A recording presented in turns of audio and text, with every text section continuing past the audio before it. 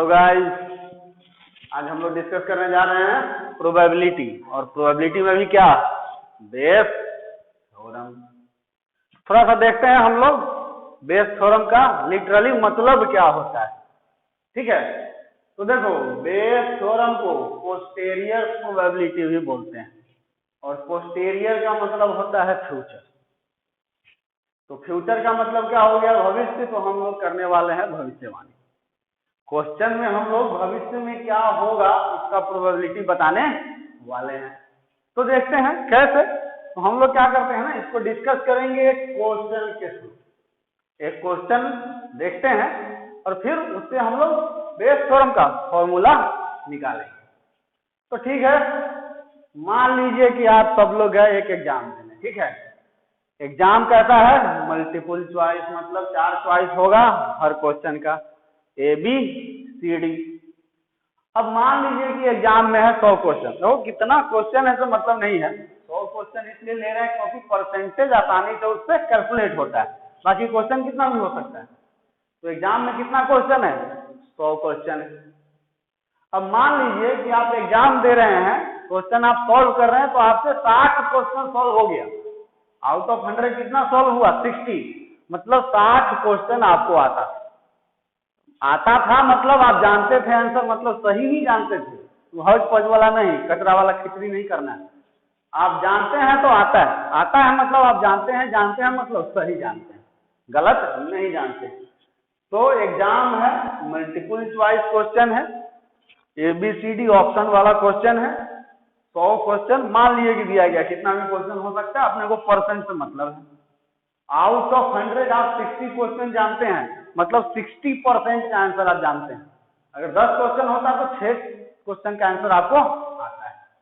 अब जैसा कि हम लोग करते हैं, जो नहीं आता है उसका कुछ भी रंग के आ जाते हैं। तो आउट ऑफ 100 40 क्वेश्चन आप क्या किए, तुक्का मारकर आ गए, ABCD कुछ भी रंग दी। तो 60 क्वेश्चन आप जानते थे और 40 क्वेश्चन का आंसर आपने क्या किया, ऐसे ही तुक्का मार दिया ABCD। तो जानते थे मतलब सही जानते थे। तो जो क्वेश्चन जानते थे वो सही होगा ही होगा।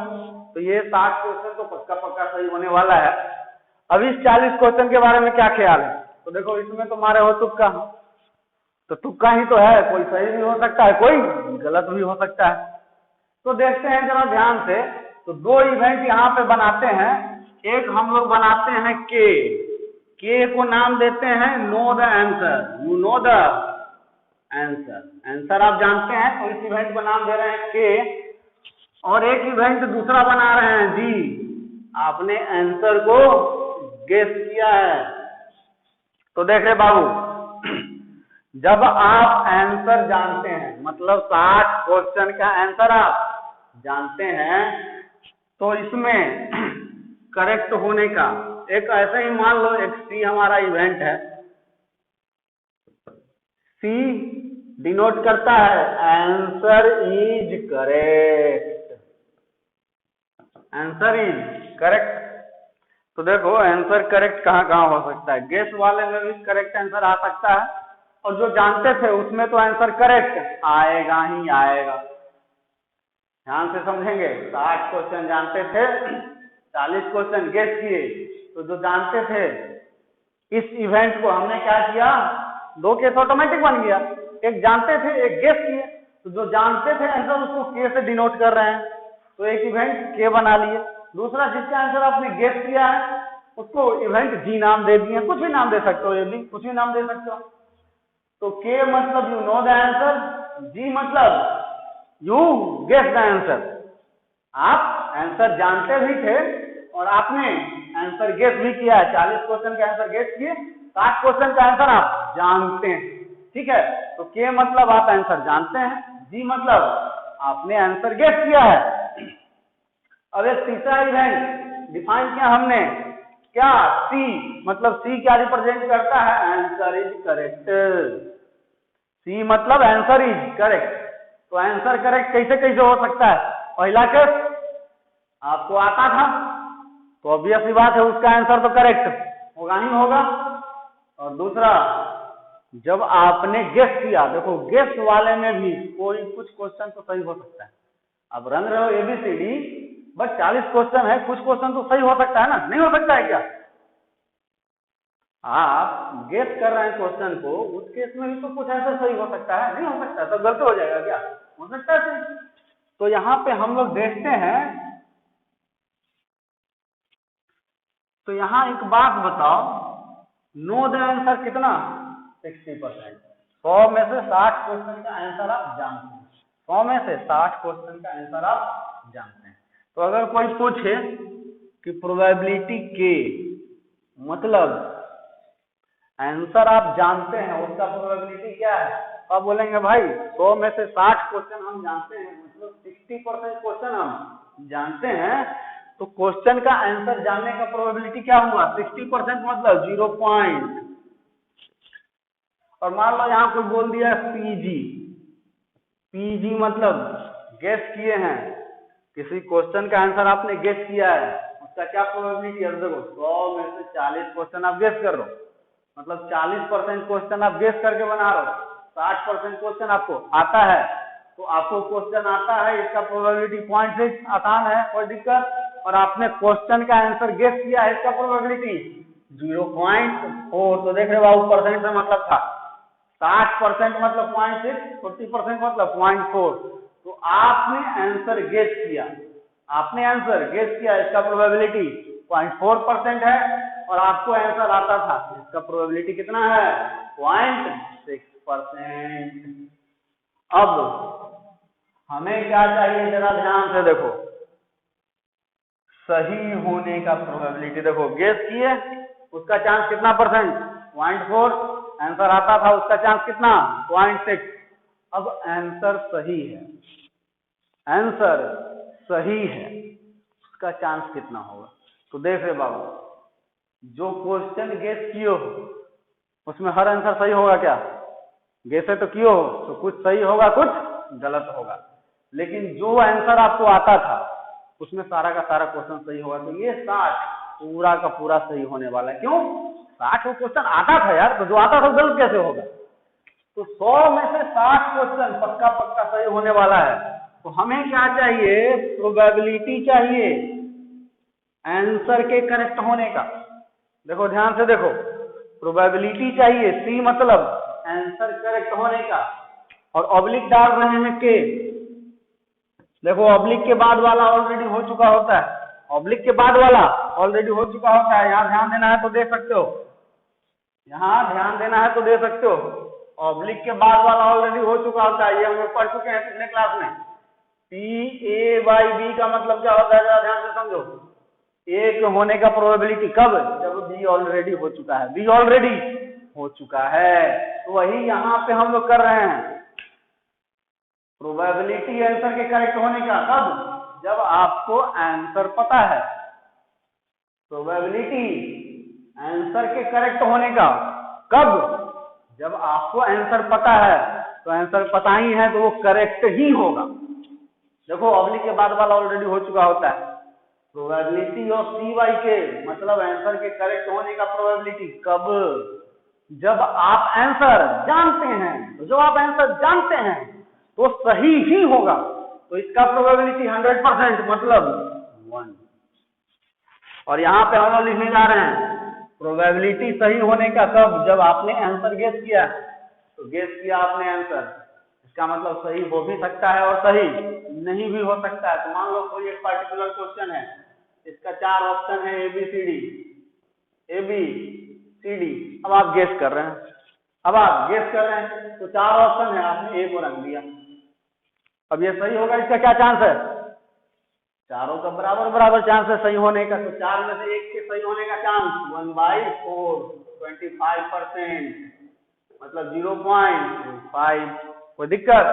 तो गेस करने वाले के केस में आंसर के सही होने का चांस 1/4 होगा। क्यों होगा 1/4? क्योंकि 4 वो ऑप्शन जब आपने मान लिया है तो चारों में से कोई भी सही हो सकता है, लेकिन रंगोगे तो कोई एक ही ना। एक पर्टिकुलर क्वेश्चन में चारों थोड़े रंग दोगे, कोई एक रंगोगे।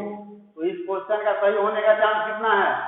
25%। क्यों? ये भी तो सही हो सकता है, ये भी सही हो सकता है, ये भी सही हो सकता है। और हमारा क्या है? 4 ऑप्शन है, तो चारों में से कोई भी सही हो सकता है। तो मतलब हर आंसर के मतलब चारों ऑप्शन के सही होने का चांस 25-25% होगा, 25 चौका 100।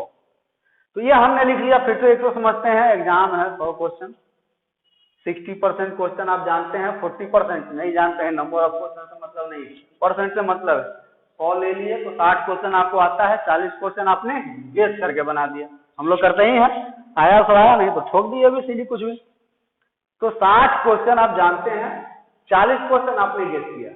अब यहाँ ध्यान से देखना है, हमने दो इवेंट डिफाइन किया है। के मतलब आंसर आपको आता है, जी मतलब आंसर आपने गेस किया है। अब हमें क्या चाहिए, आंसर करेक्ट है कैसे पता चलेगा? आंसर करेक्ट है कैसे पता चलेगा? तो अपने आप दिमाग में आ जाना चाहिए। ऐसे मान लो कोई आंसर आपका करेक्ट हो गया, ऐसा ही मान लो कोई एक क्वेश्चन नंबर 36 है और उसका आंसर आपका करेक्ट है, ठीक है। तो मैं क्या सोचूंगा या कोई भी क्या सोचेगा, वो क्वेश्चन या तो आपको आता रहा होगा और सही हो गया होगा, या उस क्वेश्चन को आपने तुक्का मारा होगा और सही हो गया होगा।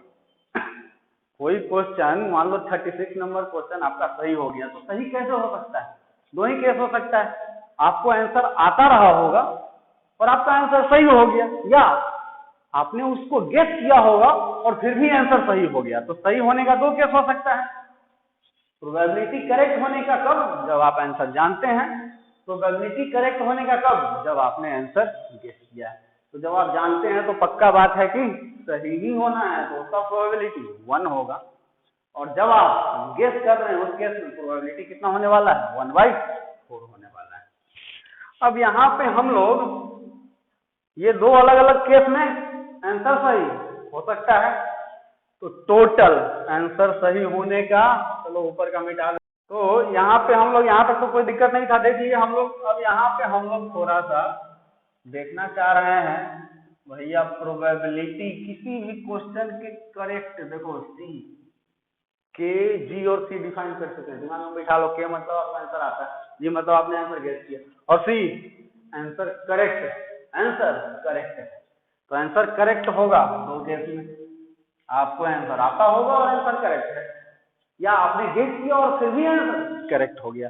तो देखो सी होने का मतलब किसी भी क्वेश्चन के करेक्ट होने का दो केस बनेगा।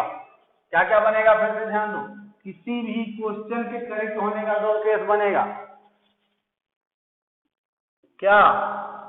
आपको आता है और आपका आंसर सही है, या आपने गेस किया और फिर भी आपका आंसर सही हो गया। यही दो केस हो सकता है, या तो आता है या गेस किए हैं। आता है उस कारण भी सही हो सकता है, गेस किए हैं उसमें से भी कुछ सही हो सकता है। तो प्रोबेबिलिटी सी मतलब किसी क्वेश्चन के सही होने का दो केस बनेगा।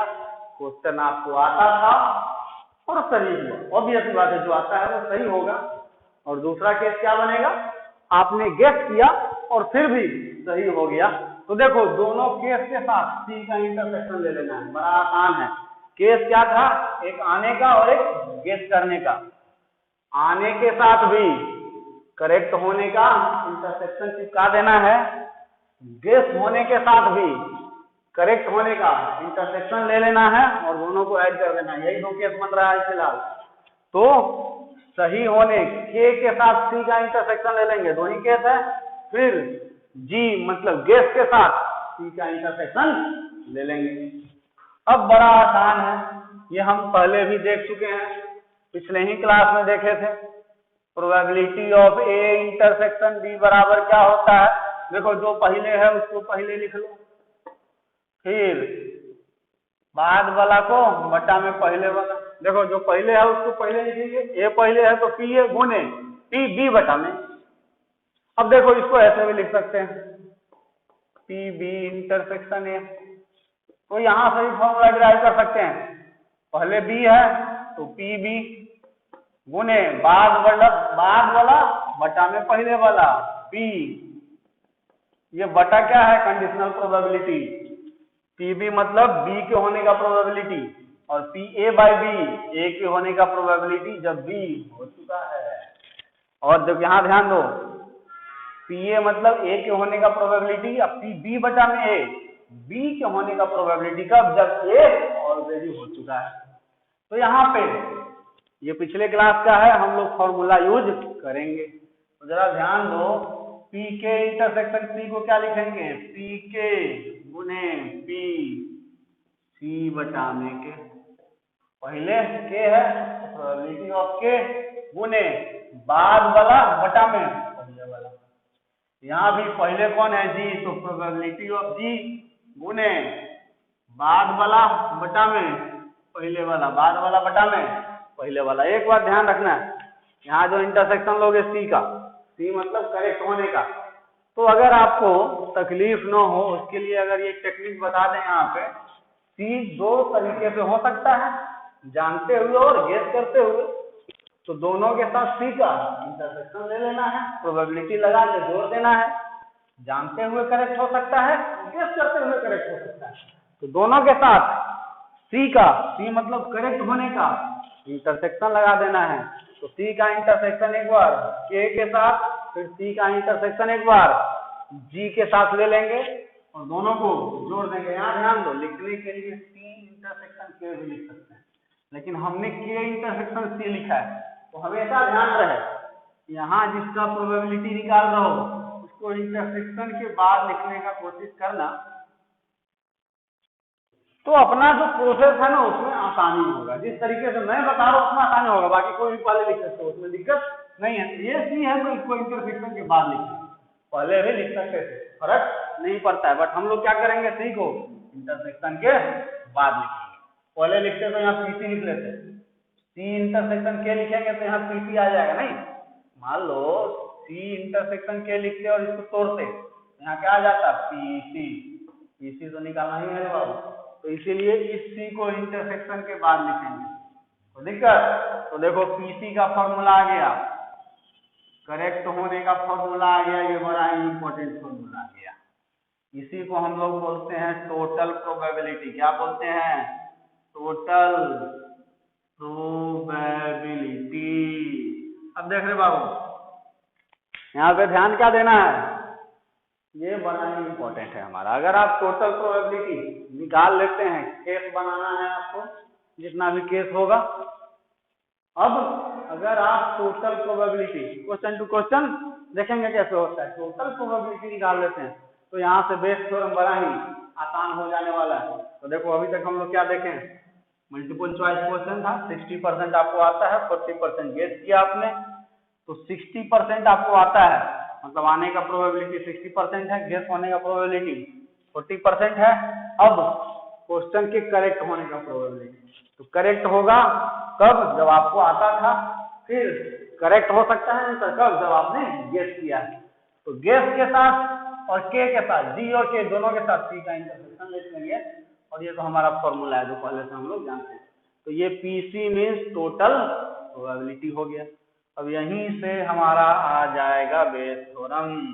तो देखो अभी तक हमने क्या किया, मल्टीपल चॉइस क्वेश्चन था, कुछ क्वेश्चन मतलब 60 क्वेश्चन आपको आता है, 40 क्वेश्चन आपने गेस किया, और हमने निकाला क्वेश्चन के करेक्ट होने का चांस। तो दोनों केस से करेक्ट हो सकता है, गेस वाला क्वेश्चन भी कुछ करेक्ट हो सकता है, और जो आता था वो तो करेक्ट होगा ही। तो दोनों को जोड़ दिए तो टोटल किसी क्वेश्चन के करेक्ट होने का चांस हमको पता चल गया। देखो ऑब्वियस सी बात है, 60 क्वेश्चन तो आपको आता ही है, और 40 में से भी कुछ क्वेश्चन सही हो जाएगा। तो ये जो करेक्ट होने का चांस होगा 60 से तो ज्यादा ही होगा, क्योंकि 60 क्वेश्चन तो ऐसा ही सही है आपका, और कुछ गेस वाला सही है, तो 60 से तो ज्यादा ही होगा। तो टोटल प्रोबेबिलिटी मतलब आंसर सही होने का, किसी भी क्वेश्चन का आंसर सही होने का चांस 0.6 से ज्यादा होने वाला है। अब देखो पीके हमको पता है, पीसी बाई के पता है, पीजी हमको पता है, पीसी बाई जी हमको पता है, यहाँ डालेंगे टोटल प्रोबेबिलिटी निकल जाएगा। तो पीके हमारा क्या है 0.6 इंटू सी बाई के कितना है 1 प्लस ए कितना है 0.4 इंटू सी बाई जी 1/4। अब जब टोटल प्रोबेबिलिटी आपको पता चल गया, मतलब किसी भी क्वेश्चन के सही होने का क्या चांस है, वही है टोटल प्रोबेबिलिटी। तो कोई भी क्वेश्चन सही हो सकता है, कैसे, या तो आपको आता रहा होगा या तो आपने गेस किया होगा। तो दोनों केस में से कैसे भी सही तो क्वेश्चन हो सकता है। अब यहाँ पे समझते हैं, मिटाते हैं इसको। बेस थ्योरम क्या कहता है? तो किसी भी क्वेश्चन के सही होने का प्रोबेबिलिटी हमने निकाल लिया, वही कहलाता है टोटल प्रोबेबिलिटी। अब बेस थ्योरम इसका उल्टा पूछेगा। बेस थ्योरम क्या बोलेगा कि ऐसे मान लो एग्जाम है, 60 क्वेश्चन आता है, 40 क्वेश्चन तुक्का मारा आपने, इतना बता देगा, और उसके बाद लास्ट में एक स्टेटमेंट आएगा कि अगर कोई क्वेश्चन का आंसर आपका सही है, ऐसे ही बोलेगा कि मान लो एक क्वेश्चन है जिसका आंसर आपका सही है, तो क्या चांस है कि उस क्वेश्चन का आंसर आपने गेस किया होगा। देखो समझने की कोशिश करो, कोई एक पार्टिकुलर क्वेश्चन है जो आपका सही हो चुका है, एग्जाम दे दिए, लिख लो क्या आ गया, जांची हो गया, मान लो क्वेश्चन नंबर 35 आपको सही हो गया, तो मान लो जो चेक किया कॉपी वो सोच सकता है कि क्या चांस है कि इस क्वेश्चन का आंसर विद्यार्थी ने गेस किया होगा। या दूसरा केस क्या बनेगा, कॉपी जांचने वाला ये भी सोच सकता है कि क्या चांस है कि ये जो आंसर जो सही हुआ, 35 नंबर का आंसर जो सही हुआ, क्या चांस है कि विद्यार्थी को आता रहा होगा, क्योंकि सही तो हो गया लेकिन सही आते हुए भी हो सकता है, गेस करते हुए भी हो सकता है। तो वो क्या पूछेगा कि मान लो if a particular question is correct. Exam देने के बाद एक कोई पार्टिकुलर क्वेश्चन मान लो आपका करेक्ट आ गया, तो एग्जामिनर पूछ रहा है कि क्या चांस है कि विद्यार्थी को आंसर आता रहा हो। या एग्जामिनर ये भी सोच सकता है कि क्या चांस है कि विद्यार्थी ने क्वेश्चन को गेस किया होगा, और वही पता करने का टूल है क्या, बेस थ्योरम। तो if a particular question is correct, then what is the probability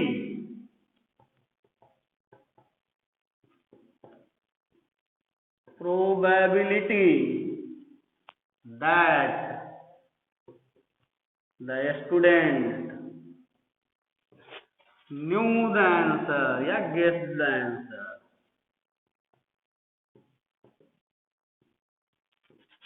तो जरा ध्यान से देखेंगे, यहाँ पे कुछ हो चुका है, क्वेश्चन सही आपका हो चुका है, क्वेश्चन आपका सही हो चुका है। देखो बट्टा के बाद जो आता है वो हो चुका होता है, बट्टा के बाद जो आता है वो हो चुका होता है।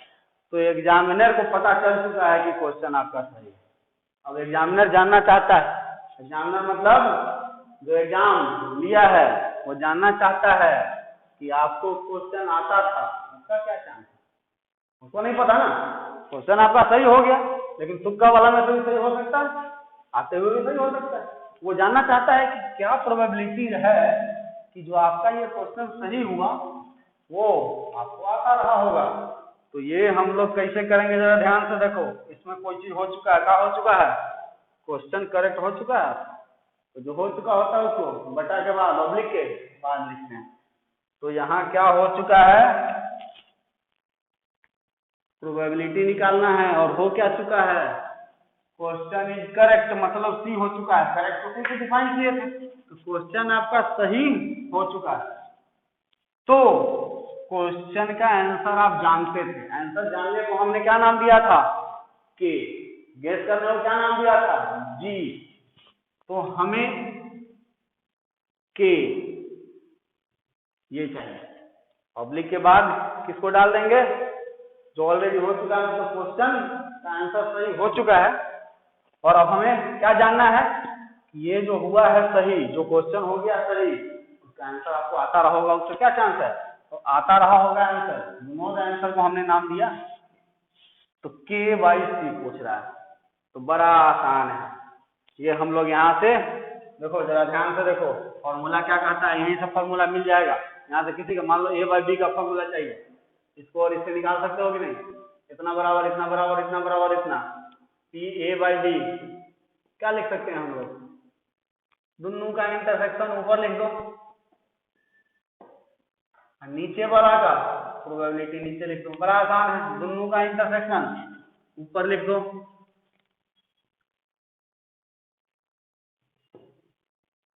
सी के इंटरसेक्शन सी, और नीचे में पी सी, नीचे में पी सी। बड़ा आसान है। ऑब्लिक के बाद वाला को नीचे चिपका दो और ऊपर दोनों का इंटरसेक्शन चिपका दो, कहानी खत्म हो गया। देखो ये हमें पता है already, total probability P C, इसका ये वैल्यू नीचे चिपका देंगे। और के इंटरसेक्शन सी, जरा ध्यान से देखो, ये है के इंटरसेक्शन सी, तो जरा ध्यान से देख लेना, ये जो टोटल प्रोबेबिलिटी है, ये जो आप निकाल रहे हैं, तो इस दो केस में कोई एक केस ऊपर आने वाला है और ये जो लेफ्ट में टोटल प्रोबेबिलिटी है वो नीचे आने वाला है। इसी दो केस में से कोई एक ऊपर आएगा और नीचे कौन रह जाएगा, ये लेफ्ट वाला टोटल प्रोबेबिलिटी के इंटरसेक्शन सी। कितना है, मतलब 0.6 into 1, 0.6 into 1 बटा में नीचे में क्या डाल देंगे, पीसी, पीसी का वैल्यू ये पूरा, मतलब 0.6 into 1 प्लस 0.4 into 1/4, गुना भाग कर सकते हो, कर लेना, यही आंसर होगा। किस चीज का, क्वेश्चन का आंसर सही है तो आपको आंसर आता था, इसका प्रोबेबिलिटी यही आ गया, यही है हमारा बेस थ्योरम। पूरा ध्यान रखना है, मेन काम है टोटल प्रोबेबिलिटी। ये जैसे ही आप निकालेंगे टोटल प्रोबेबिलिटी, ये भी है, ये भी टोटल प्रोबेबिलिटी है, इन दोनों में से कोई है वो ऊपर आएगा और ये पूरा नीचे आने वाला है। कौन ऊपर आएगा, क्वेश्चन टू क्वेश्चन वेरी करेगा। यहाँ पे मान लो ऐसा पूछता, what is the probability that the student guess the answer, तो स्टूडेंट गेस किया आंसर, तो इसको ऊपर डाल देते और नीचे में ये पूरा चिपका देते। हमारा कहानी बेस थ्योरम का थ्योरी इतना ही है। अब देखो केस यहाँ 2 बना था, 3 भी केस बन सकता, नहीं बन सकता। मान लो कुछ क्वेश्चन आता है, कुछ क्वेश्चन गेस किया, कुछ बहुत पड़ोसी से छाप दिए, लेकिन नहीं, तो मान लो 100 क्वेश्चन है, 50 को आता था, 30 को तुक्का मार दिए, 20 को पड़ोसी से टेप दिए, तो 3 केस बनेगा। आपको आता था, आपने गेस किया और आपने चोरी किया पड़ोसी से, अब तीनों का बारी बारी से ये निकालेंगे। तो इस तरह से केस 2 भी बन सकता है, 3 भी बन सकता है, वो क्वेश्चन टू क्वेश्चन वेरी करेगा, लेकिन तरीका यही होगा। और जैसे ही टोटल प्रोबेबिलिटी निकाल लेंगे, जितना भी केस बनेगा उसमें से कोई एक ऊपर आएगा और ये पूरा का पूरा नीचे आ जाएगा। यही है हमारा बेस थ्योरम। अगले क्लास में हम लोग कुछ बढ़िया बढ़िया क्वेश्चन इसका देखते हैं। ठीक है, आज के लिए इतना ही।